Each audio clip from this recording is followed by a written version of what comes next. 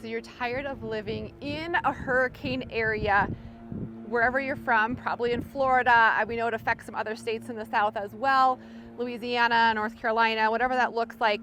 However, a lot of people move here to Colorado. We don't have lakes. This behind me, ladies and gentlemen, and I'm not lying really, is our only and largest body of water here in Colorado Springs. Now there's Memorial Park has a lake. That might be a little bit bigger. Quail Lake, Monument Lake, Palmer Lake. But I'm from Minnesota, and they're lakes, but you're not going to get a boat on them. Like, you can't go boating on them. You definitely are not going to have a natural disaster from the lake. And Kelly and I are really going to talk to you about what that looks like here. Maybe you are tired of living in that limbo of whether that you're going to have to like secure your house or even have the flooding come from it. But what do we experience here in Colorado? There are some things that we have to go through, and there's pros and cons to everywhere, correct? But I did want to show you like this. We do have little lakes like this. I think if you're in Florida, you against a river, like in Colorado Springs, we don't. But I know my husband, when he grew up on the river, river waters got too high a couple years, and it kind of washed out part of their yard. Yeah, I guess there's a lot of like fly fishing in here, Colorado but you're not going to worry about that here no. in Colorado Springs. So if you are wanting to get away from the hurricanes, Colorado Springs, I promise you, if we have a hurricane here, something major has happened in the world. So Lori and I were talking about, well, what natural disasters do we have to worry about in Colorado, and specifically Colorado Springs? And the truth is, the worst I think we have to deal with is really hail. So we do have a season, and I would say typically it's like that end of May, really June, July timeline, and we do have to be aware of the weather that comes in. Like Colorado has like a rain that comes in, and then it's sunny, and it's like always changing. But once in a while, those rainstorms will turn into hailstorms. And so the best case scenario is you just have enough garage space and you keep your garage clean enough that you can pull your vehicles into the car.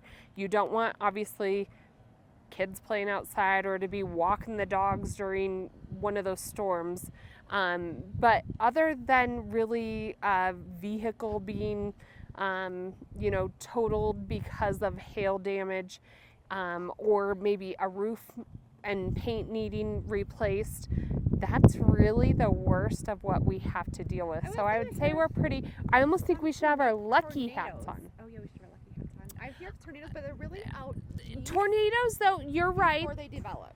Yeah, out east is usually where they touch down, and by east I mean like pretty far east, like not in Colorado Springs, the city. Sometimes out towards Peyton and really even beyond that into Elbert, that's typically where you hear about tornadoes. But it's not anything that we really have to deal with a lot. Once in a while, I remember, I don't know, maybe 5-6 years ago down south, there was like an extreme gust of wind that came through. I think it was like 90 miles per hour, and so there were some semis that had tipped over. One of the hospitals, like roofing got pulled off. Wind in the spring, it might take down like a tree or two, but not anything. Well, and all right, with that being said, that one year we had real heavy snow, and I wouldn't call it a natural disaster, but it was kind of a mess around here because all the tree limbs were so filled with heavy snow that it kind of broke everything. So there was like tree cleanup all around town. So other than the hail and maybe those couple things that we talked about, we're pretty lucky in Colorado Springs not having to really prep for an extreme, knowing that something is going to come through and we have to deal with it. Show them our sailor hats that we wore for this one. It's our Florida hat. Just for Florida. So our third point in this moving away from hurricane episode here in Colorado Springs, is I want to talk to you about the snowstorms here we have here. A lot of our clients ask that question. What does it look like? I'm on the boat ramp, by the way, here where you can launch. What do they launch? Like kayaks from here and paddle boards? Little paddle boards and some pedal boats. I thought it'd be kind of good to walk up it. But we do get snow here for sure. So, but it melts. I would say a major snowstorm that would come through, it's going to shut down like I-25 north and south, Woodman, but schools will call off for snow days. My kids love it. We'll have delayed starts a lot of times. If it snows just like a couple inches, the little kids will get delayed a couple hours. We might go to the grocery store the night before and get some food if we know we don't want to, or we can probably always access a grocery store. But a lot of times we don't want to go out into that and drive in those weathers or that snow, because we also have hills here. So I will say that we kind of do prep for like a good snowstorm that comes through every once in a while. Most of the time in a good snowstorm, we can probably get about 12 inches. I would say for us, that's a pretty good storm that would come through. You get a little more snow as you go north here in the city. What would you say, Kayleen? Don't you think about 12 inches would be, you're like, oh, that was a good snowstorm? Yeah. I mean, yeah, but in reality, it probably takes a day, maybe two, for it to melt enough or clear enough, and then school's back in session or the plows have got to the road. And most of the time we don't get 12 inches. Like downtown we'll maybe get like 3 inches.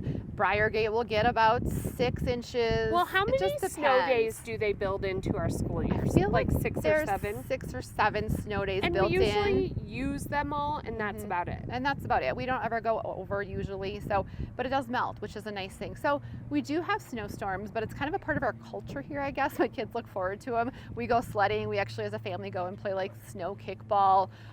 So it's been kind of like we look forward to them, I guess, have here. Hot chocolate, watch some movies. No one goes anywhere. It's kind of a nice day to get cozy and have soup. So we do love them, but you do need to prepare for them.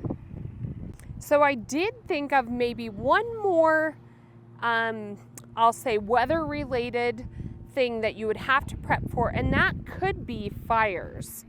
So it's been a lot of years since we had extreme fires here in the Colorado Springs area.